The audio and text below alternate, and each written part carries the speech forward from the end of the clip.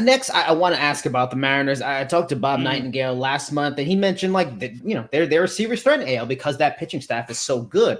There have been a lot of talk, a bunch of rumors they make a big move before July 30. The ownership is willing to take on the money. They're willing to sell some of the farm system. Do you think they finally do it? And who in your mind, in your expertise, is the players that they really should target that can really make the Mariners find like a serious World Series contender? Well, I mean, I think, obviously your point, their pitching is outstanding. It's the offense that's been a major problem. And the good news for them is that they're set at catcher, shortstop, and in center field. Julio Rodriguez, their center fielder, J.P. Crawford, their shortstop, who's had a little bit of a down first half, and Cal Raleigh, their catcher, are all core pieces. So the good news is that you can upgrade any of the other spots on the diamond and feel like your offense is better. The bad news is you probably need to upgrade most of the spots on the diamond in order to feel better. So it makes for a lot of heavy lifting. I mean, I think, the most prominent name you're probably going to hear associated with them is Jazz Chisholm. There have been some rumors about if the Cubs were willing to talk about Cody Bellinger. I'm a little more skeptical about that because while ownership is willing to open the coffers this year, Bellinger has player options for $30 million and $20 million for the next few years.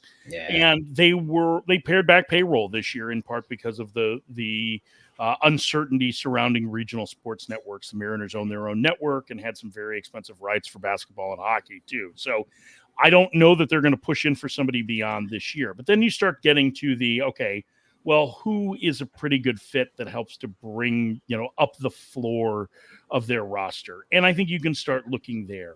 If Oakland is willing to talk about Brent Rooker, I think he's a really good fit. Right-handed hitter, was an all-star a year ago as the A's only representative, is having a better year this year. Power hitter, I think, would certainly fit the mold of what they could use in terms of somebody who can hit the ball over the boards, although it's not a great ballpark for a right-handed hitter. We already mentioned Jazz Chisholm from the Marlins as being a guy that, certainly fits with them as potentially a second baseman, and it sounds like he's going to play some second base here down the stretch with the Marlins or down ahead of the trade deadline to prove that he can still do it.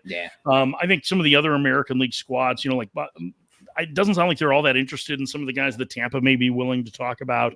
From one of the conversations I've had are, I think there's probably, like a Taylor Ward with the Angels, maybe not the most exciting guy, but a guy's been a pretty solid contributor in the outfield. Those are the kind of names. Mark Canha with Detroit. Those are the pieces that I would think that they're going to attempt to acquire because those are the ones that are acquirable. Anybody that is more impactful on a bad team is probably under years of team control. Now, I guess they could talk about Luis Robert from the White Sox, who is available, but Robert has a lot of the same flaws that the current hitters have with Seattle, which is he's not hit for a ton of power this year, although he certainly has it. He doesn't walk much, and he strikes out a fair amount, and they have been the easiest team to fan in the majors this year.